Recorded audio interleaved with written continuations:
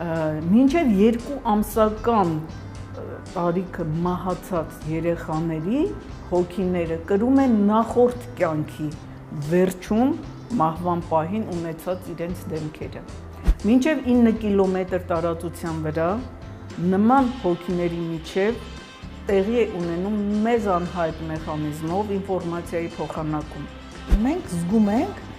օրինակ, օվկիանոսից այն կողմ ապրող մեր բարեկամի վիճակը։ Ամեն ոչնչացված հոգու փոխարեն պարտադիր արարվում է նորը։ Հոգիների թիվը ընդհանուր առմամբ ամբողջ տիեզերքում 5 միլիարդ 555 միլիոն 200,413 հոգի։ Ազատ հոգիները օժտված են ազատ կամքով։ Այն ովքեր ինքնուրույն են գործում։ Դա ներկայացնում է որպես մարդուն բռնության ենթարկող ինչ-որ արժե համակարգ։ Մոտավորապես 2090 թվականի մոտերքը կլինի նույնպես այնպիսի մի աղետալի բան,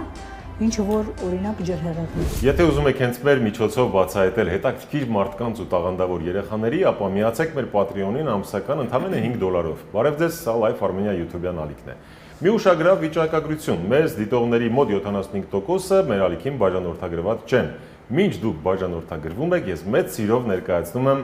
տիեզերքի հարցերով վերլուծաբաններ Լիլիթ Մարգարյանին եւ Գոհար Գրիգորյանին։ Բարև ձեզ։ Բարև ձեզ։ Հերթական անգամ բարով եք եկել եւ հերթական անգամ խնդրում եմ ասեք ինչ արձագանք ունենք այս անգամ։ Հասարակություն։ Ու ինչպես միշտ արձագանքները շատ բուռն են։ Սպասված իհարկե։ Կոմենտները դրա վկայությունն են։ Այո, կոմենտները 1000, մոտավորապես 1500 ամեն արդեն եթերների տակ կան, զանգերն են շատ։ Մարդիկ այսպես են ասում, իրենց խոսքերով ասեմ, հա, այսքան տարիներ, հազարավոր տարիներ չարվածը դուք արեցիք մեկ ամսում։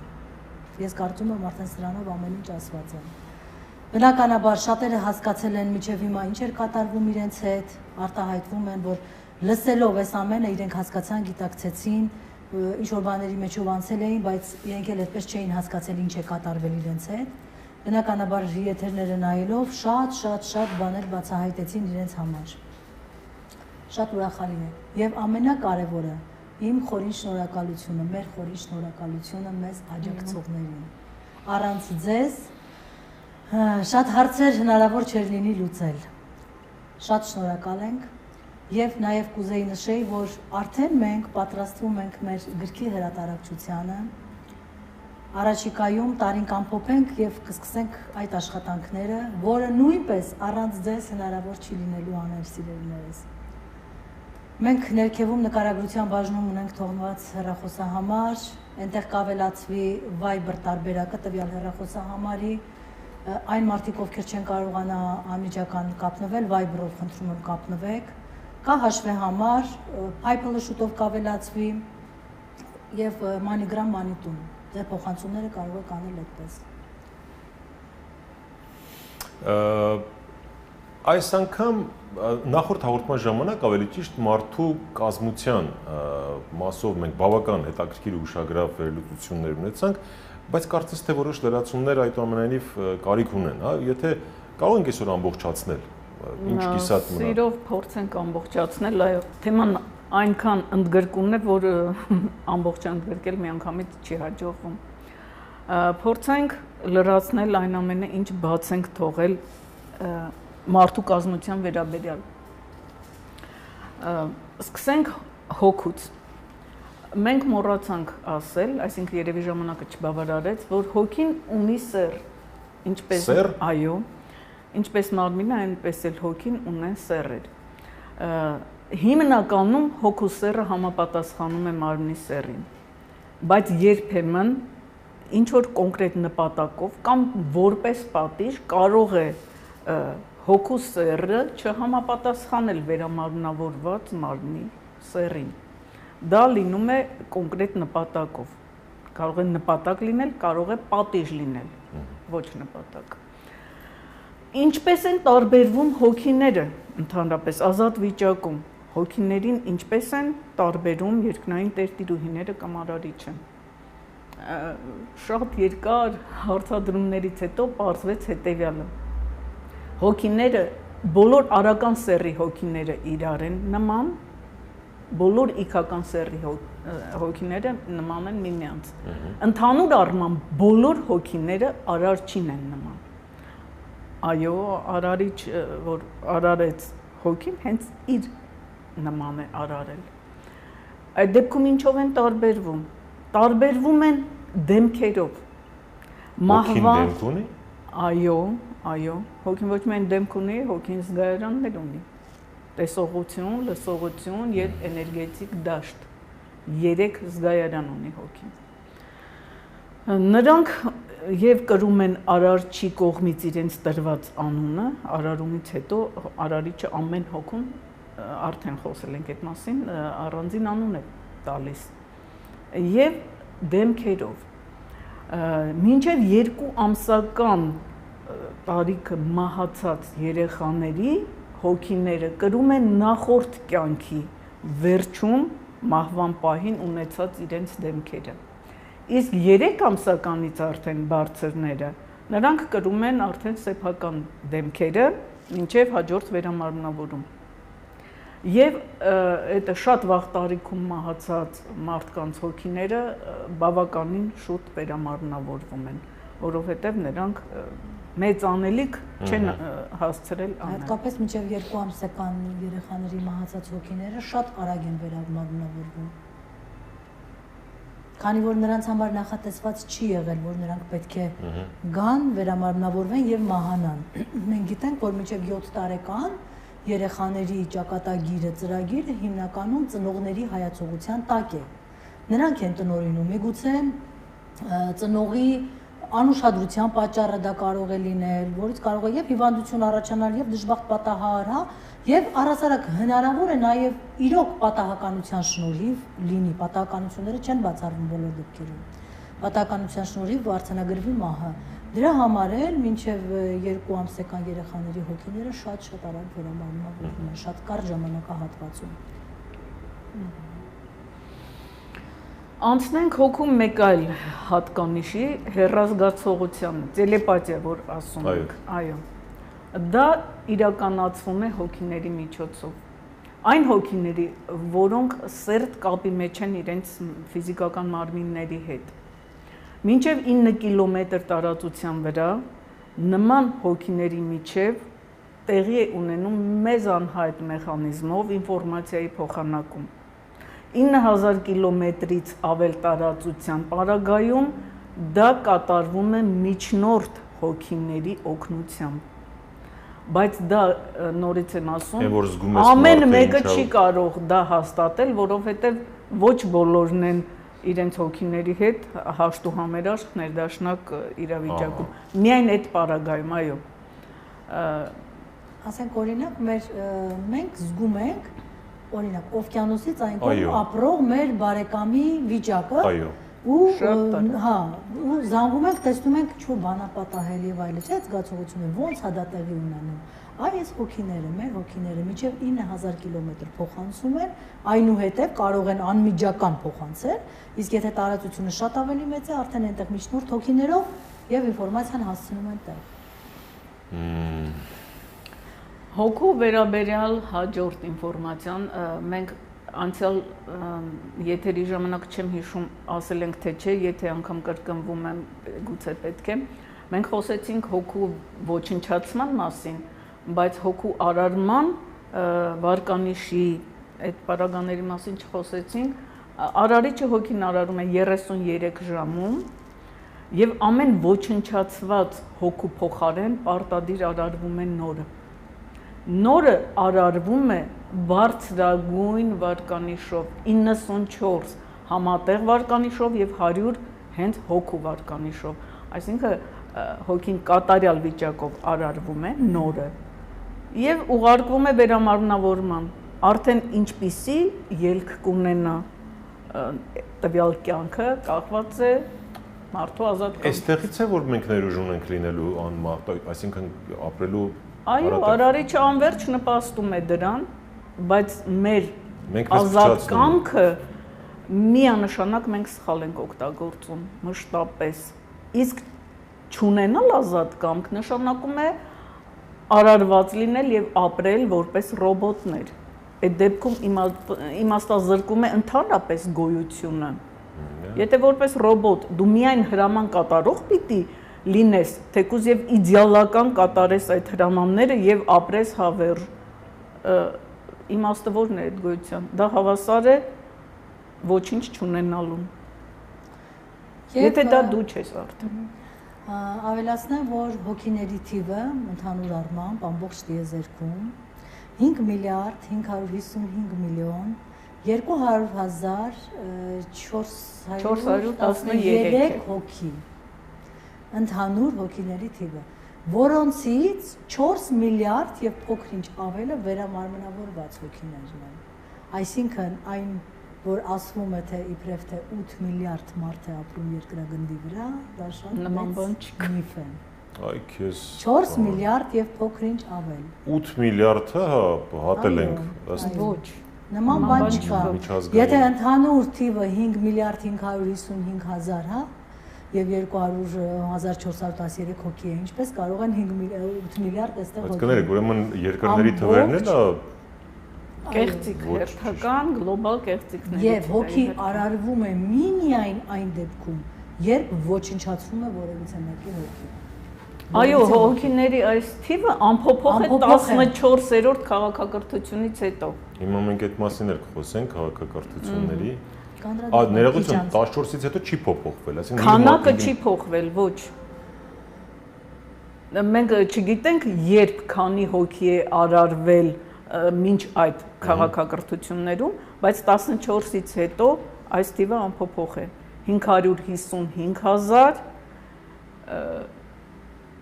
5 միլիարդ 555,000 միլիոն 200,000 143 14-րդ քաղաքակրթությունից հետո չի փոխվել։ Հիմա մենք ապրում ենք 20-րդ քաղաքակրթությունում։ Նույնպես այսքան հոգիներ կան, գոյություն ունեն տիեզերքում։ Քանակի ամփոփող լինելը դա մեզ անհայտ պատճառներով է։ Այստեղ ներառված են դիցերի հոգիները նույնպես, ամբողջ հոգիները տիեզերքում։ Անցանք առաջ։ Մի փոքր, ոչ թե մի փոքր, այլ նոր ինֆորմացիա, նաև ճշգրիտ ավելի, որպեսզի մենք շատ ավելի լավ պատկերացնենք, խաչի վերաբերյալ պետք է տամ։ Ուրեմն այս 4 մատը, որ մենք միացնում ենք իրար, մենք արդեն քանի որ խոսեցինք վարկանիշի մասին, մարդկանց մոտ հասկանալի կլինի այն ինչի որ մենք կասենք, քանի որ մենք ունենք 4 բաղադրիչ, չէ՞։ Ուրեմն այս 4 մատը, որով խաչակնքվում է, դա ցույց է տալիս մեր 4 բաղադրիչները, այսինքն ջերմություն, հոգի, աուրա եւ ֆիզիկական մարմին։ Եվ խաչ անելով մենք նույնպես ցույց ենք տալիս մեր 4 բաղադրիչները, այսինքն ջերմություն, արարիչ, արարչից տված, արարչի մի մասնիկը, որը գտնվում է հենց գլխավերևում, գլխի մեջ իհարկե, գլխուղեղից։ Այո։ Հետո մեր ֆիզիկական մարմինը ցույց տալով պորտը եւ ձախ կողմում հոգին է մեր գտնվում, աջ կողմում արդեն աուրան։ Այսպես եւ այստեղ հա մի շատ կարեւոր ավելացում պետք է անենք էլի ջերմության վերաբերյալ, տեսեք բույսերի հետ կապված, կենդանիների հետ կապված ինչպես են նրանք ստանում իրենց, քանի որ մենք գիտենք որ նրանք հոգի չունեն, նրանք բացառապես լիցքավորվում են ջերմությամբ, արարչի ջերմությամբ, այսինքն ցանկացած մի փոքր բույսի մեջ էլ անպայման կա արարչի ջերմությունը, արարչի մի մասնիկը, որով նա ծաղկում է, բազմանում է, աճում է, փոքրիկ միջատները կլինեն, փոքրիկ բույսերը կլինեն, ուրեմն այս բոլոր ջերմությունները նրանք ստանում են արևի ճառագայթների միջոցով։ Իսկ օրինակ կատվի չափ, կատուն եւ իրանից ավելի մեծ կենդանիներ ուղարկվում են ջերմությունը եւ հոգիների միջոցով, օգնական հոգիների միջոցով տրվում է նրանց, տեղակայվում է նրանց մեջ այդ ջերմությունը։ Իսկ մնացած փոքրերինը արդեն ստանում են անմիջապես արևի միջոցով։ Եվ երբ որ ասենք օրինակ բույսը չորացավ ժամանակից շուտ, չէ՞, ասենք կամ միջատը սատկեց, ջերմությունը ոնց եկել է ճառագայթի միջոցով, նույն ձևով նա հետ է վերադառնում արարչին։ Այսպեսի շատ հետաքրքիր բան։ Այո։ Հոգիներին վերաբերող մի շատ կարևոր էլի տեսակետ, դա տեսակետ չի, այսինքն գիտելիք է, շատ է հնչում մեր բանախոսների կողմից տարբեր, որ հեթանոսությունը չունի թաղման հիշարժան, որևէ կարևոր ծիսակարգ, այնինչ թաղումը չէ որ մարդու կյանքում ամենակարևոր իրադարձություններից մեկը պիտի լիներ։ Դա շատ պարզ պատասխան ունի, քանի որ մահ ընդհանրապես չի եղել, հետևաբար թաղման ծես էլ չի եղել։ Թաղումը ի հայտ է եկել մահվան զուգահեռ, որը շատ կարևոր բան չի եղել մարդու կյանքում, եթե մարդը արարվել էր անմահ լինելու համար, թաղումը ինչ մի կարևոր երևույթ էր նրա կյանքում։ Մահը ինքնին անբնական երևույթ է, հետևաբար դա ինչ որ ճոխ արարողակարգ չի ենթադրել։ Արդեն գիտենք ինչպես է հոգին մասնակցում իր թաղմանը, իր հոգեհանգստին եւ հոգեհացին եւ 2 օր հետո ընդամենը լքում երկիրը։ Այս սրանով է պայմանավորված, որ ինչ որ պահպանված չի որևէ ծիսակարգ թաղման վերաբերյալ։ Բայց մենք հիմա հենց տեղին ենք թաղում, որ մեռնել է գալիս է։ Որովհետեւ համարյա մահվան պաշտամունք է մեզ մոտ արդեն։ Մարդու կազմության հետ կապված էլ ինչ լրացուցիչ։ Մարդու կազմության հետ կապված այն, որ հոգին գործում է իհարկե ուղղորդված, կատարում է դիցերի եւ երկնային տերտիրուհիների հրահանգները, նրանց հրահանգով է գործում, բայց բացառիկ դեպքերում, երբ որ հանկարծակի վտանգ է սպառնում, ասենք անսպասելի, նա կարող է իրավունք ունի գործելու ինքնուրույն, կայացնել ինքնուրույն որոշում, իհարկե ի օգուտ մարդու, բացառիկ դեպքերում։ Եվ այստեղ կարող է դրսևորվել հոգու ֆիզիկական ուժը նաև, բացի հզոր ինտելեկտից, որով օժտված է հոգին, նա բացառիկ դեպքերում կարող է օրինակ մարդուն փրկելու համար սարսափելի հզոր ֆիզիկական ուժ գործադրել։ Ասենք օրինակ մեքենան նա ի վիճակի է մեծ ավտոբուսը կամ մեծ չափսի մեքենան նա հրելու մի կողմ։ Այդ կարգի ինքը ուժ ունի։ Բացառիկ գերբնական ուժով։ Սովորական մահկանացուներից համար անընկալելի երբեմն այո բաներ ենք տեսնում։ Նա օժտված է այդ ուժով։ Որ ապշում ես էլի, դելա ոնց ով։ Հոգիները, ազատ հոգիները օժտված են ազատ կամքով։ Այն ովքեր ինքնուրույն են գործում։ Այո։ Ազատ կամքով, եթե անգամ նրանք կատարում են կոնկրետ հրահանգ, իսկ նրանք հիմնականում կատարում են օժանդակողի, օգնողի աշխատանք։ Եվ նրանց ազատ կամքը պահպանվելով հանդերձ անցնում է արարչի տնօրինության տակ, երբ նրանք վերամարմնավորվում են։ Արդեն կոնկրետ նպատակով են նրանք կցում մարմնին, կոպիտ ասած։ Եվ ազատ վիճակում նրա դրսևորած ազատ կամքն էլ հենց պայմանավորում է իր հոգու, հենց իր անձնական վարկանիշը, որը արդեն կապ չունի մարդու հետ։ Ինչպես է նա ազատ վիճակում կատարում հրահանգները, ինչպես է դրսևորում իրեն, այդ դրանով պայմանավորված է հենց իր վարկանիշը, որը ձևավորվում է ազատ վիճակում։ Նաև հոգու վարկանիշը։ Եվ այստեղ կուզեի նշել եւս մի հանգամանք արարչի հետ կապված, որ արարիչը միակ հոգին է, ով օժտված է բոլոր զգայարաններով։ Այսինքն մեր պարագայում, եթե որոշ զգայարաններով օժտված է ֆիզիկական մարմինը եւ որոշներով հոգին, արարչի պարագայում նա օժտված է եւ այն զգայարաններով, որը որ ֆիզիկական մարմինը ունի, կրում է եւ այն, որը որ հոգին ունի։ Եվ բնականաբար միակ կատարելությունն է, այսպես կարելի է ասել։ Իհարկե, եթե նա պատկերացնում է օժտված չլիներ այդ զգայարաններով, նա չզգար օրինակ համիզգայարանը, որը որ հոգին չունի, ասենք մարդու ֆիզիկական մարմինը, ինչպես կարող էր այս ամենը այսպես արարել ու ամենաճշգրիտ ձևով, ասենք դառի, քաղցրի եւ սովորեցնել իրար արած։ Այո, իրար արած մարդկանց։ Դե ինչ, եթե ըստ էության ամփոփեցինք մարդու կազմության հետ կապված Եվս մի փոքր ավելացում շատ կարևոր ունենք մեր դիցերի հետ կապված, սա էլ ամփոփենք եւ անցնենք առաջ։ Մենք խոսեցինք դիցերի մասին, 100-ից բարձր նրանց վարկանիշի մասին, որը անսահմանափակ կարող է բարձրանալ, եւ նրանք ունեն նույնպես տիտղոսներ։ Ուրեմն մենք որ նշում ենք սուրբ, ասենք մեկին մեր մարդկանց, ասենք ովքեր որ ինչ-որ բաներում կարողություններ ունեն, ասա սրբի կոչում ենք եւ այլն տալիս, դա իհարկե շատ սխալ է, որովհետեւ սուրբը դա դիցերի տիտղոսն է։ Ոչ միայն դիցերի, ներողություն Գոհար ջան, առաջին անգամ Սուրբ Տիտղոսը շնորհել է Արարիչը Սուրբ Սրբոց երկնային տերտիրուհիներին եւ հաջորդ քայլը երկնային տերտիրուհիները իրենց հերթին Սուրբ Տիտղոսով դիմել են Արարչին։ Սուրբ Սրբոց։ Այո, Սուրբ Սրբոց, Սուրբ բառի կիրառությունը։ Այո, նույնպես Սուրբ բառից է գալիս։ Դիմել են Արարչին, բնականաբար ասերն էլ, դիցերն էլ որոշակի շեմ արդեն հաղթահարելու վարկանիշի ձեռք են բերում Սուրբ, ոչ թե Սրբոց, այլ ուղղակի Սուրբ Տիտղոսը։ Սուրբ դից։ Այո, Սուրբ դից Տիտղոսը, որը որ 160 վարկանիշի շեմն է։ Երբ որ արդեն նրանք հաղթահարում են, անցնում են, ձեռք են բերում այս հետագայում ճշտեցինք, որ 160-ը, այո, 160-ը։ Եվ բացի դա նրանք ունեն նաև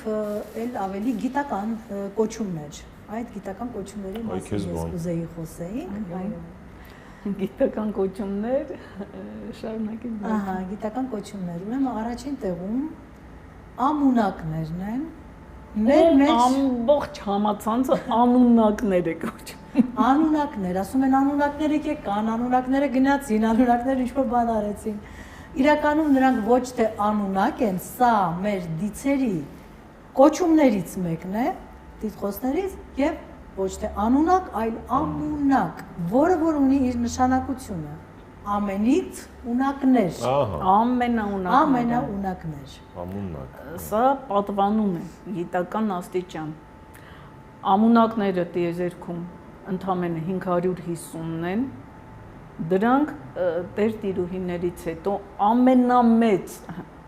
հնարավորություններով, գիտելիքներով օժտված, այո, դիցերն են։ Այնուհետև երկրորդ տեղում ակալուսները։ Ակալուս։ Ակալուս, ակունքից լուսավորվածներ։ Երրորդ տեղում գտնվողը դեռ անհայտ է այս կոչումը մեզ համար, միակը որ չենք գտել։ Ընթացքում ես համոզված եմ, որ անպայման կհայտնաբերվի եւ գրքում տեղ կգտնի։ Չորրորդ տեղում մուսաներ եւ քարտեր։ Մեծ ուսումով դիցեր եւ թատերական արվեստի հովանավորներ քարտերը։ Նրանք արվեստի բնագավառում մեզ, որ ասում են մուսան եկավ, չէ՞, մուսան տվեց։ Նրանց շնորհիվ է, որ մենք կարողանում ենք ստեղծագործել, օգնում են մեզ եւ այլն։ Մուսան եկավ, այսինքն։ Այո, մուսա։ Մուսա դա օգնական դիցն է ստեղծագործելու։ Հինգերորդ տեղում մուսարներ։ Վեցերորդ տեղում բաց լույս, սա այս լույսը վերաբերվում է տիեզերական գիտելիք տվողներին, տիեզերական լույսի մասին է խոսքը, եւ 7-րդ տեղում անետորդներ։ Ընդ որում ասեմ, որ մուսարներից սկսած դեպի արդեն վերև գնացողները, արդեն սուրբ դիցի տիտղոս ունեցող մեր ասերն են հիմնականում։ Բարձր վարկանիշով։ Այո, բարձր վարկանիշովներն են։ Գալի ասել ես էլիտան է, էլի։ Այտենց Դե դից լինելի ինքնին էլիտայի մաս կազմել է նշանակում, բայց հստակ աստիճանակարգ կա, որը պայմանավորված է իրենց գործունեությամբ։ Գիտական, արվեստի։ Այո։ Ես չեմ հիշում մի ինֆորմացիա մենք տվել ենք եթերում, թե չէ, բուրգերի հետ կապված, բայց մարդիկ շատ են հարցնում, այս մեկին շատ կարճ անդրադառնալու, հա։ Ուրեմն 18-րդ քաղաքակրթության ընթացքում են կառուցվել բուրգերը։ ուրեմն երկու մեծ բուրգերը եւ Սֆինքսը, այսինքն մեզանից 81000 տարի առաջ։ Կառուցվել են դիցերի կողմից։ Իսկ մնացած բուրգերը էլի դիցերի կողմից, բայց մարդկանց միջամտությամբ որպես աշխատանքային ուժ։ Այո, ամբողջությամբ մարդու կողմից կառուցված բուրգ գոյություն չունի։ Առնվազն միջամտությունը դիցերի կա, նույնիսկ փոքր բուրգերի կառուցման մեջ։ Դե ուրեմն գուցե հրաշալիքների մեջ էլ է իրենց մոտը խառը։ Ինչի մասին է խոսքը, իհարկե։ Որովհետև միջև այսօր հրաշալիք են ինչի համար, մարդկային ձեռքի բան չի դա, այսինքն։ Այո, եւ բոլոր այս տեսությունները բուրգերի կառուցման վերաբերյալ պարզապես, այսինքն կան նաեւ այդպիսի տեսություն, որ դրանք, այսպես ասած, այլ մոլորակայիններն են կառուցել, դա ճիշտ է, դիցերն են կառուցել։ Հուշիկ քայլերով մոտեցանք քաղաքակրթություններին, հարգարժան տիկնայք։ Համեցեք, քաղաքակրթությունների մասին ինչ կասեք։ Քանիսն են դրանք, եթե 18-րդում բուրգերն են կառուցվել 8 թե 81000 տարի առաջ։ Բա ինչքան հին ենք մենք, ինչքան հին է մարդկությունը, հիմա որ քաղաքակրթության մեջ ենք։ Համեցեք։ Ինչ նրանք գոյություն ունեն։ Ուրեմն քաղաքակրթությունները իրենց թվով 20-ն են։ Մենք ապրում ենք 20-րդ քաղաքակրթությունը։ Այսինքն ամեն ժամանակ մի քաղաքակրթություն, որ գոյատևել է ինչ որ որոշակի ժամանակ, նրանից հետո ոչնչացվել է քաղաքակրթությունը, մի բաց ժամանակահատված է մնացել, շատ տարբեր, եղել է 600 տարի մինչև 1250 տարի եւ ավել, ու այնուհետև հիմնվել է երկրորդ քաղաքակրթությունը։ Էլի որոշակի ժամանակ գոյատևելուց հետո երրորդ քաղաքակրթությունը եւ այսպես հասել ենք 20-րդ քաղաքակրթության այս 4 միլիոն եւ ավել տարիների ընթացքում։ Բնականաբար նշանակում է մարդկության վերացում, նորից մարդկության վերացում։ Հասկացա։ Օրինակ մեր ջրհեղեղը Նոյի ժամանակվա որ տեղի ունեցավ, սա քաղաքակրթության ավարտ չէր,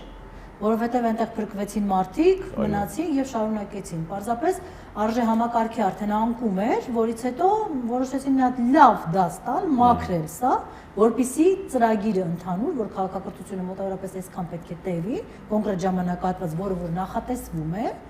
որպեսզի հիմնական ծրագրին հասնենք, սա էլ ծրագրի մեջի մի հատված էր, որովհետև մարդկությունը արդեն շատ էր հետ գնացել, որակազրկվել, արժեզրկվել, ռեյտինգների,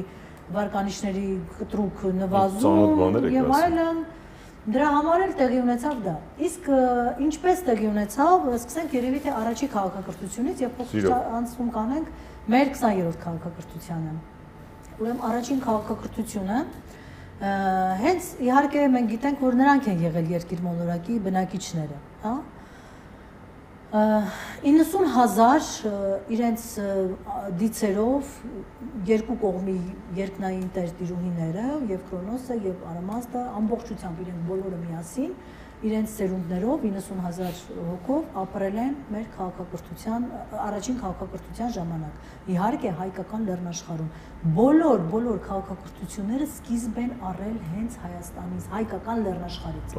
այսպես ասեմ։ Վերականգնում են նույնպես այս։ Վերականգնումը միշտ առողջական տեղ է, էլի սա։ Իհարկե։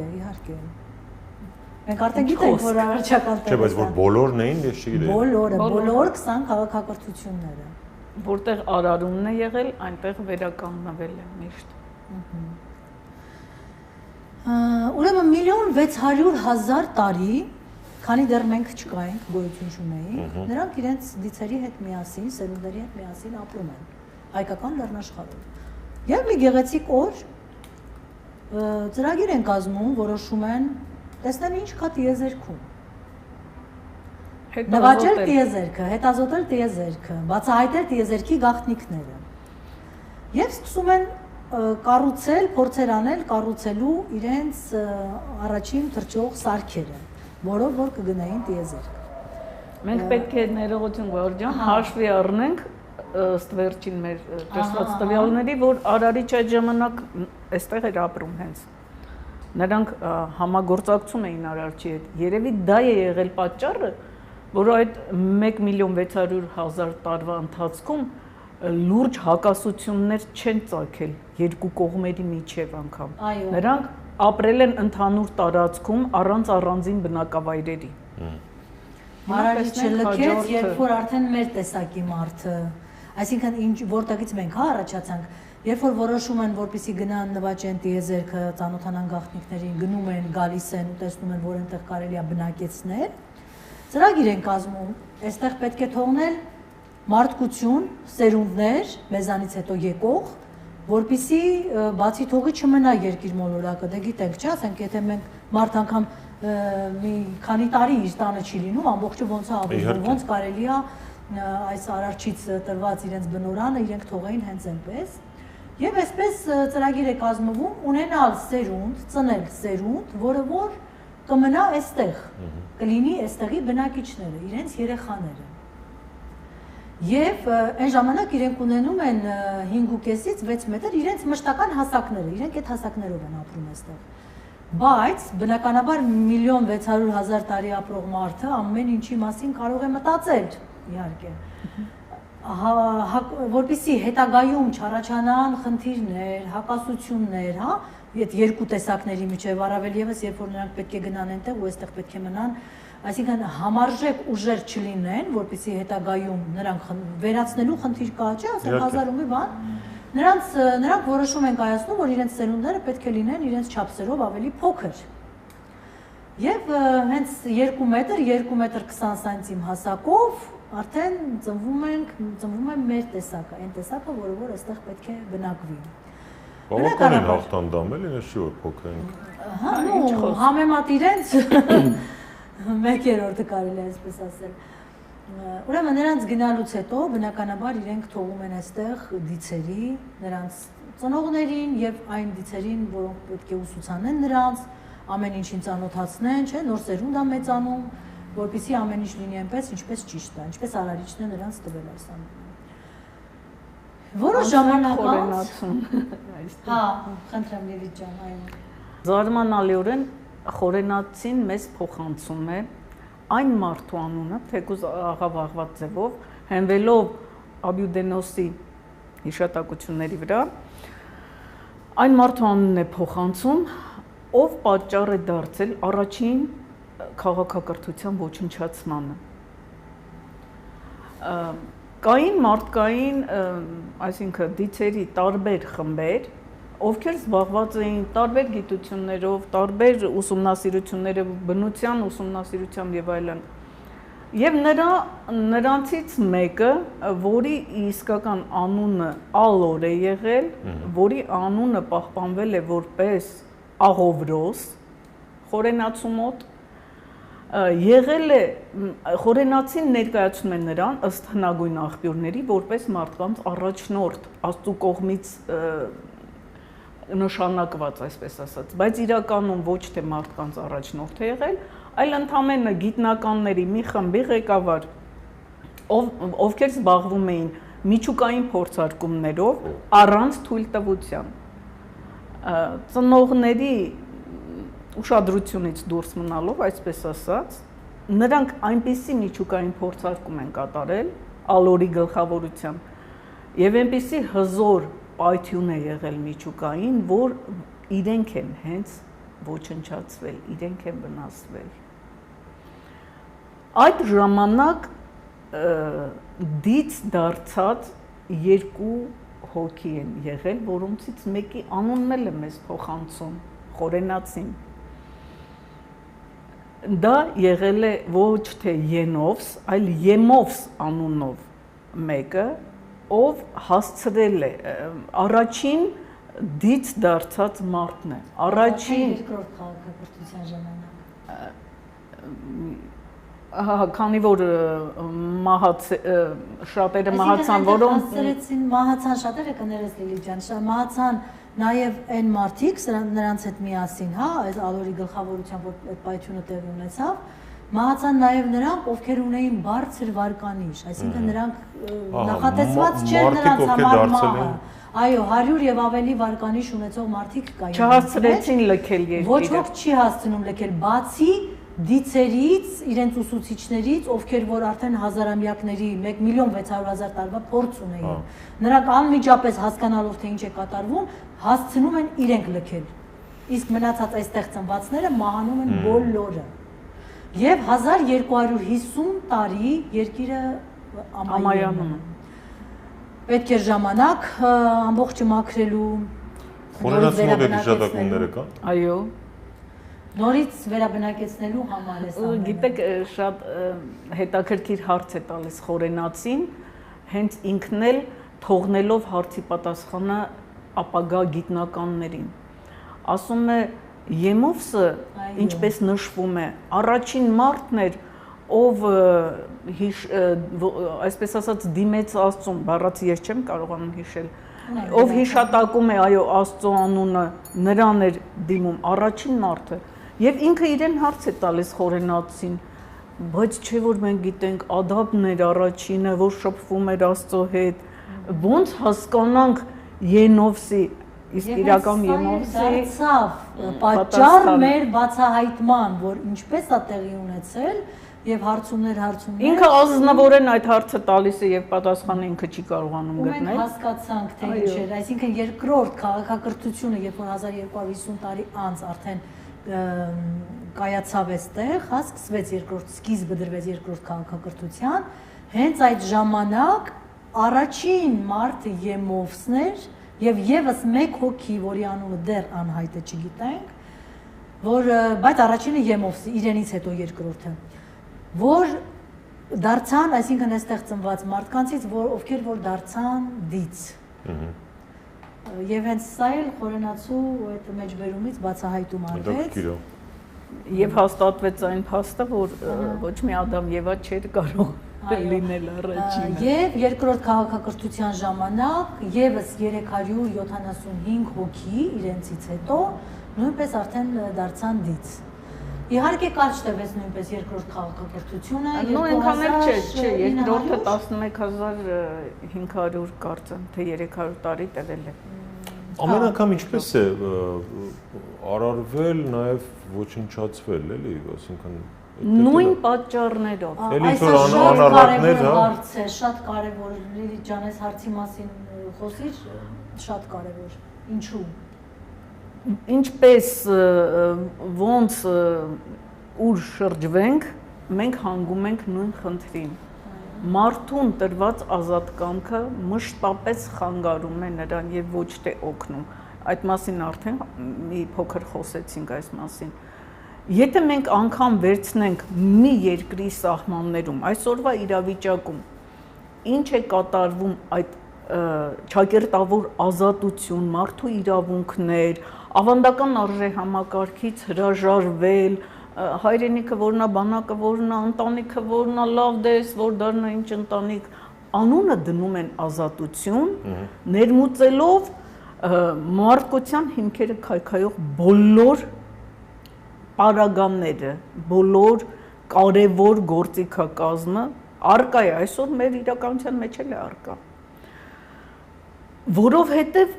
ավանդական, ավանդապահ հասարակությունը ներկայացվում է մի փոքր այլ լույսի ներքո, դա չի ներկայացվում որպես արարչական օրենքները պահպանող հասարակություն, դա ներկայացնում է որպես մարդուն բռնության ենթարկող ինչ-որ արժեհամակարգ, որը բացարձակապես հեռու է իրականությունից։ Ինչն եք համարում բռնություն, ճշմարտությունը, եթե ձեզ համար բռնություն է, այո, բռնություն է ուրեմն։ Բարոյականությունը, եթե ձեզ համար բռնություն է, այո, դա բռնություն էլ է պարունակում։ Ավանդական արժեհամակարգի քայքայումը եւ կեղծ ազատության իրավունքների, այսպես ասած, արտոնումը բերում է մշտապես կործանման։ Մինչ հիմնահատակ ոչնչացումը քաղաքակրթությունները ապրում են նաև անկման եւ ծաղկման ժամանակաշրջաններ։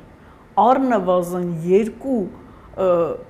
ուժեղ անկման շրջան ունեցել է մեր քաղաքակրթությունը այս 14.500 տարվա ընթացքում, որոնցից մեկը 7000 տարի առաջ եղել օրինակ։ Շենգավիթյան մեր քաղաքակրթությունը անկման ժամանակաշրջանին է համապատասխանում։ Պատկերացնում եք, դրանից առաջ շատ ավելի զարգացած է եղել, հետո նորից զարգացել է, հետո կրկին անկում։ Եվ այս ընթացքում պատկերացրեք մեր լեզուն մեզնից մի քանի անգամ վերցվել, հետ է վերադարձվել։ Գրերը, գրային համակարգը։ Եվ այնքան քիչ ժամանակ է պետք որպեսզի մենք կորցնենք դա։ Անմիջապես 2 սերունդ չի անցնում, ամեն ինչ կորում է։ Լեզուն, որ մարդը տիրապետել է այդ լեզվին, գրել է, կարդացել է, խոսացել է, 2 սերունդ անց վերանում է լեզուն։ Ինչքան կարճ եւ երկրորդ քաղաքակրթության ժամանակ, երբ որ մարդը առաջին անգամ ձեռք բերեց մահը, մահացավ մարդը, իրենց լքելուց հետո ընդամենը 87 տարի։ Տեսեք, ինչքան քիչ ժամանակ է 87 տարին։ Երբ որ ապրում էին միասին, մահ չկար, բոլորը տիրապետում էին այս բոլոր գիտելիքներին, ապրում էին այս գիտելիքներով, նրանք գնացին, անմիջապես սերնդեսերունդ հետ է գնում, ընդամենը 87 տարի հետո մարդը արդեն մահկանացու է։ Ինչու՞, որովհետև ոչ ճիշտ սնվելու շատ արագ է կորցնում հիշողություն մնաց, ոչ ճիշտ վարքագիծ, ոչ գիտեն ում դիմել, ոչ ինչպես դիմել, անգամ եթե գիտեն մարդկային էգոիզմն ու մեծամտությունը հաղթում է, դե մենք ինչով ենք ձեզնից պակաս, առանց ձեզ էլ կապրենք եւ այլն։ Բոլոր ժամանակներում պատճառը դա է եղել նույն բանը։ Բոլոր 20-րդ մեր ժամանակաշրջանում նույնպես հրաժարվել ենք իրենցից, ինչի մենք ձեզ հետ ապրենք, ինչի դուք մեզ հուշեք, ինչի ես առավոտյան սա պետք է ուտեմ կամ նա ուտեմ կամ այսպես ինձ պահեմ, այնպես պահեմ, այս 10 կանոնների շուրջը։ 20-րդ քաղաքակրթությունը, որում ապրում ենք, ինչպես է ստեղծվել եւ ինչի մեջ ենք ու ինչ սпасել, որովհետեւ շատ արագ է անցնում ժամանակը։ Դեռ ունենք իհարկե, բայց կուզենամ մի քիչ 20-րդի մասին խոսենք։ Եվ որ մենք ենք հետաքրքիր։ Մեր վերջը ինչ ալնելու։ Մի բան ասեմ, մնացածը կշարունակի։ Քաղաքակրթությունները ինչ սկզբունքով են ընդհանրապես ձևավորվում։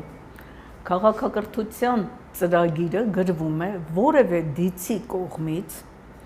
եւ ներկայացվում է քննարկման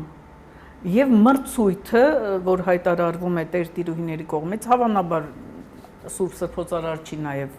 ղեկավարությամբ ընտրում է առաջադրված ծրագրերից որևէ մեկը, որը համարվում է առավել նպատակահարմար։ Մեր հայկը, սիրելի, 20 քաղաքակրթություններից 6-ի հիմնադիրն է, ծրագրի հեղինակը։ Այո։ 6 քաղաքակրթություն նրա ծրագրով են հիմնվել, այո։ Այդ թվում նաև 20-ը մեր քաղաքակրթություն։ Մեր հայկ նահապետի մասն է։ Այո։ Ինքը նահապետ չի, դից է։ Առաջին դիցը, հա։ Կնես չէ՞ որ հայ լուրջ։ Ուրեմն երկրորդը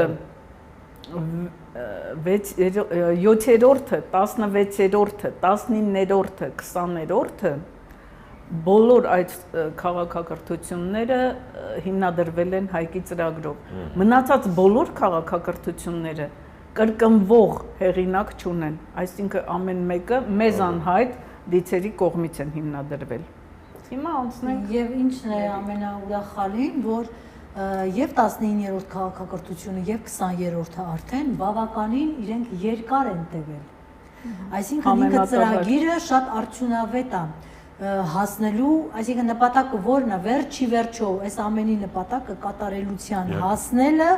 եւ այդ արժեքների վարկանիշի բարձրացումը, ճիշտ ապրելը եւ իրենց հասնելը, մենք իրանց զավակներն ենք։ Եվ ի ուրախություն մեզ գոնե արդեն 19-րդը եւ 20-րդը բավականին երկար են տևել։ Իհարկե մենք մեր գրքում ունենք նշած բոլոր 20 քաղաքակրթությունները, ինչքան տևողություն են ունեցել ամեն մեկը, եւ 19-20,000 տարի մոտավորապես, երևի մի փոքր ավել, եւ 20-րդ քաղաքակրթությունը, որ գիտենք, որ 28800 քանի տարի պետք է տևի։ Այսինքն սա արդեն բավականին մեծ ցուցանիշ է, բարձր ցուցանիշ։ Եվ այս ընթացքում բնականաբար մարդիկ էլ ավելի հնարավորություն կունենան մեծ արդյունքների, մեծ վարկանիշների հասնելու։ Ուրեմն, ինչպես է տեղի ունենում, երբ որ ծրագիրը արդեն ոնց որ շահում է, հայկի ծրագիրը, որ ընդունվում է, եւ ինչ-որ մեր կենցաղին մոտ է։ Մեր ամբողջ կենցաղը իրենց կենցաղի շատ թերի կրկնությունն է։ Այո։ Ուրեմն 14688 տարի առաջ հայկը մեր Սուրբ Դից հայկը իր 2478 օգնական դիցերի հետ միասին գալիս են երկիր մոլորակ։ Իդեպ ասեմ, որ առաջին մեր քաղաքակրթության հիմքերը դրվել են Պորտասարի տարածքից։ Այնտեղ են ապրել իրենք։ Պորտասարի տարածքում։ Եվ այստեղ իհարկե նախապատրաստական աշխատանքներ, հա, բնականաբար չի կարող մի քանի հոգին գա ու միանգամից այստեղ քաղաքակրթություն ունի եւ կարողանա կյանքը ապրել, գոյատևել։ Նրանց հետ միասին նրանք այստեղ հիմնում են քաղաքակրթությունը մեր 20-րդ, ունենում են սերունդներ, զավակներ եւ այսպես մոտավորապես 4000 տարի։ Նրանից հետո Հայկը իհարկե էլի հասկանալի պատճառներով Երբ որ մենք սկսում ենք հեռանալ նրանցից, սկսում ենք տարանջատվել եւ տարածաշրջանով մի փոքր էլ հեռու են գնում, արդեն կապնել է սկսում կտրվել, եթե մենք ամեն օր կարող ենք նրանց հետ առնչվել, խորհուրդներ լսել, հա, նրանց սուրբ օրենքներով ապրել, բնականաբար երբ որ մի քիչ էլ ավելի ենք հեռվանում, մտածում ենք դե լավ, դա հիմա այսօր չտեսանք, 10 օր չտեսանք եւ այլն, եւ այսպես տարածվում են բնականաբար մարդիկ ու սկսում են հրաժարվել նրանցից Առանց քո խորհրդի էլ կապրեմ, այսօր կենթանի օրինակ մենք ունենք մեր ընտանիքներում, հա ոնց են երիտասարդները իրենց ծնողներին մերժում ամեն ինչում, երբ որ ծնողն ասում այ սա է ճիշտը քո համար, ես այդ փորձառությունն ունեմ, որպեսզի հետագատ լավ լինի, ապագատ լավ լինի, իսկ մենք մերժում ենք նրան, ասում ենք թողեք մի Նրանք ուզում են ազատ ապրել։ Նրանք ուզում են ազատ ապրել։ Ազատություն եւ դրա հետևանքները ախր անդառնալի են դառնում մեր համար ցավոք սրտի։ Մարդ ուզում է ազատ ծնվել, ազատ ապրի։ Չի ուզում դեռ Մարդը նախ պիտի հասկանա ազատությունն ինչ է։ Բայց ոչ ոք չի սահմանափակում նրանց ազատությունը։ Նրանք բոլորը այսօր դիցերը, հա, ապրում են հավիտենական կյանքով, տիեզերական օրենքների սահմանում, բայց որը որ չի սահմանափակում նրանց ազատությունը։ Իսկ մենք ուզում ենք, որն է մեր այսօրվա իմացած ազատությունը, որ մենք անցնենք մեր սահմանից դիմացինի սահմանը, եւ մենք ազատ ենք, մենք ամեն ինչ կարող ենք անել, բայց կա օրենք Իմ սահմանը վերջանում է այնտեղ, որտեղ սկսում է կողքինի սահմանը, այս տիեզերական օրենքները։ Կամ ես երեխա եմ ունեցել, չէ որ ես չունեմ փորձառություն։ Եթե հուշում են, ուղղում են ավագ սերնդի ներկայացուցիչներ, իհարկե ես չեմ արդարացնում ամեն միջամտություն, բացարձակ չէ, որովհետև մեծահասակից շատ բան է կախված այդ հարաբերություններում, բայց իսպար ներողություն մերժել մեծի խորհուրդը, չէ որ դու չունես այդ փորձառությունը եւ տուժողը լինելու է քո երեխան, քո ընտանիքը, քո բարեկեցությունը, քո հանգիստը։ Եթե դու չէ մենակ թե չտեսնեմ, չլսեմ ձեզ, այս սկզբունքով են առաջ։ Եվ այս 4 միլիոն տարիներն եկել են ապացուցելու, որ մենք այս դրանք ուժված ենք եղել։ Այսօր որ մենք ձգտում ենք 60 տարեկան դառնալուց հետո երբ համահագալու ես մահանա, բայց այնիշ մենք կարող ենք անմահատել։ Նորածիններ ենք 60 տարեկանում։ Այո, առանց հասկանալու։ Եվ այսպես 4000 տարի անց Հայկը լքում է մեր մոլորակը, թողնելով մեզ։ Բնականաբար չէր կարող այդպես միանգամից բացի թողի վիճակում թողնել։ Այստեղ մնում են, այսինքն 1818-երի հետ լքում է եւ 660 հոգին դեռ մնում են, որպեսզի գոնե մեզ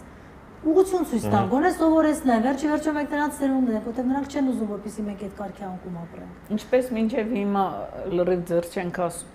քաշում մեզնից, որպեսզի մենք Այո, մեզ չկործանենք։ Նրանք եւս 1060 տարի ապրում են այստեղ մեզ հետ միասին, եւ վերջո 4516 տարի անց քաղաքակրթության հիմնումից նրանք նույնպես լքում են մեզ։ Լքում են Եվ ցավոք սրտի։ Լավ, ընդհանրապես սիրելու բան չենք, որ այդտենց բոլորը լքում են։ Գիտեք, այդ մենք բոլորս ենք, մենք բոլորս։ Մեր հոգիները այն ժամանակ, ես իմ լավն ենք թե չէ։ Մեր հոգիները այն ժամանակ ապրել են, չէ՞, մենք բոլորս ներկա ենք եղել այդ սխալների մեջ։ Այնպես չի որ այդ մենք չենք եղել, այդ նրանք են եղել։ Մեր հոգիներն են եղել։ Բայց այս գիտելիքը տրվում է, որ գոնե այս կյանքում մենք դա հասկանանք։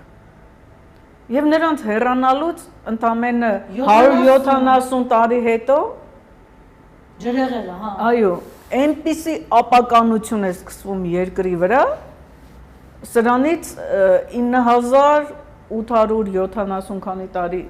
առաջ, որ ստիպված են լինում մեծ ջրհեղեղը անել, այո։ Եվ Նոյան տապանում փրկվել է ոչ թե այդ 8 հոգին, այլ 139 հոգի։ Եվ եւս 2800 հոգի լեռներում փրկվել են։ Ջրհեղեղը տևել է 54 օր, 144 օր ներողություն։ Մի քանի րոպե մնաց է, փորձենք ամփոփել, ինչ է սպասվում, լավ, ի վերջո մեզ, մեր քաղաքակրթությանը, այսօր ապրող մարդկությունը ինչ անի,